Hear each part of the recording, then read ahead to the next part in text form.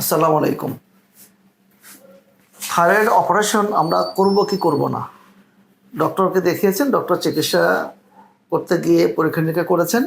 পরীক্ষা নিরীক্ষা করার পরে ডাক্তার বলছে যে থাইরয়েডে বা গলায় যেটা আমরা বলি সেটা হচ্ছে যে টিউমার হয়েছে, ছোট্ট একটা টিউমার হয়েছে, অপারেশন করতে হবে। কী টিউমার হয়েছে? যে ভালো টিউমার হয়েছে, ক্যান্সার না। তো ক্যান্সার না, তাহলে আবার কেন আমি অপারেশন করব? থাইরয়েডের এই ধরনের টিউমারে, ছোটো টিউমারে কখনোই তেমন কোনো সমস্যা হয় না। দেখতে মনে হয় যেন একটু ফুলে গিয়েছে, এটুকুই, এর বাইরে তেমন কিছু হয় না।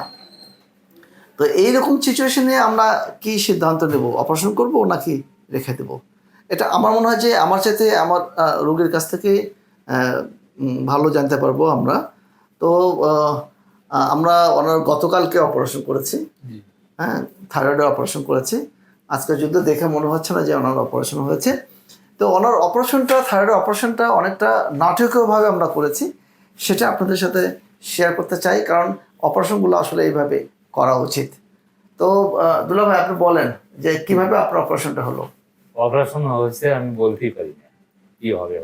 না, আপনি এখানে অপারেশন এখানে আছি, অনেক জায়গায় বলছে যে অপারেশন ছাড়া কোনো উপায় নাই। ওই জন্য আমার ভাইয়ের কাছে আমি আসলাম। তো ভাইও বলতেছে, ভাই এখানে করেন, আমি তো বাইরে যাওয়ার চিন্তা হল না। ভাই করছে মাগনা পয়সা করে নষ্ট না করে এখানেই করেন, তাতে আল্লাহ দিল। আপনি কি আমার এখানে অপারেশন করতে আসলেন না দেখাইতে আছি? আচ্ছা, দেখা করতে আসা। আপনি যখন বললেন যে ভাই এটা এই করেন, তখন আমি রাজি হয়ে গেছি, ঠিক আছে করে দেন। এই যে যে যে কারণে অপারেশন হলো, আপনার কি সমস্যা কি হতো? সমস্যা আগে হতো না, খালি একটা গুটির মতো দেখা যেত। আচ্ছা, সবাই বলে, ডাক্তার ওইদিকে 3টে ডাক্তার দেখাইছি, সবাই বলে ওটা টিউমার, ওটা অপারেশন না করলে ওটা দিন দিন বড় হয়ে যাবে, আচ্ছা, ক্যান্সারে পরিণত হবে। কাজে আপনি ওটা যত তাড়াতাড়ি পারেন অপারেশন করে নেন।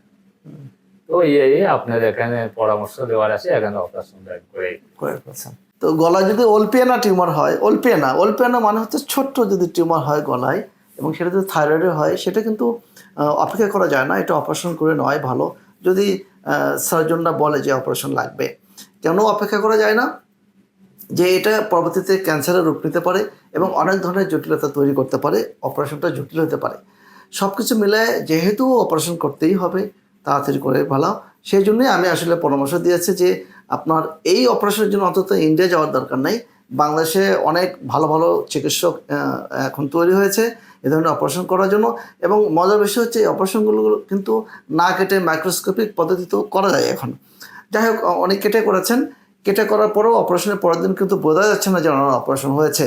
এবং সবচেয়ে বড় কথা যেটা, যে মেসেজটা আপনাদের দিতে চাই, যে একজন ভালো সেন্টারে, একজন ভালো চিকিৎসকের সংস্পর্শে এসে যখন আপনি বুঝবেন যে আপনার অপারেশন লাগবে, সেক্ষেত্রে দেরি করার দরকার নেই।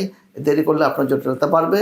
যেটা দুলা ভাইয়ের আমরা করেছি, যে ওনাকে উনি পরামর্শ করতে আসছে, সরাসরি অপারেশন করে বাসায় চলে যাচ্ছে। হ্যাঁ, এতে কী হলো?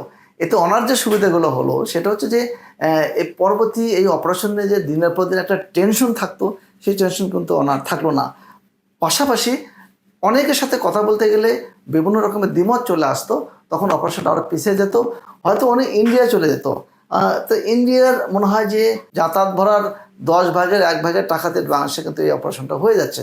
সেক্ষেত্রে অনেক আর্থিক সাশ্রয় কিন্তু হয়ে যাচ্ছে। সুতরাং যাদের থাইরয়েডের সমস্যা আছে তাদের জন্য আমাদের মেসেজ হচ্ছে যে যদি অপারেশন লাগে, অবশ্যই একজন চিকিৎসক পরীক্ষা নিরীক্ষা করে যখন মনে করবে যে অপারেশন করাটাই ভালো, তখনই কিন্তু অপারেশনের পরামর্শ দেওয়া হয়ে থাকে। তো এই ধরনের সিদ্ধান্ত আসলে অবশ্যই দেরি করবেন না।